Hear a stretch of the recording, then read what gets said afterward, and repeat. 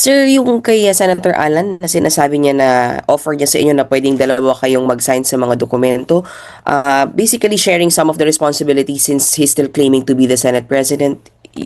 Ano po ang sagot niyo dito, yung straight na sagot niyo dito, sir? There's only one Senate President pro tempore. There's only one designated acting Senate President. And therefore, since tayo ang Senate President pro tempore and designated acting Senate President, gagampanan natin yung ating trabaho. No? At sisiguraduhin natin na hindi mapuputol ang operations ng Senado. At of course, yung coordination with the House of Representatives and other agencies. Yun ang aking mandato. Did you write back to say na you're rejecting his offer? May ganun pa ba? O ito na yon kung ano yung pronouncement niyo sa media? Yun yung pronouncement ko. At of course, I also wrote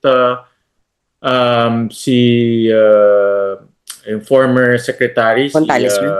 Fontales. Fontales, na mag-turnover na ng dokumento. And in fairness to him, no, he wrote si Secretary Ray na magto-turnover siya ng mga dokumento to Secretary Ray. So nagsulat siya kay Secretary Ray, nakita ko kahapon, na magto-turnover na siya ng mga dokumento.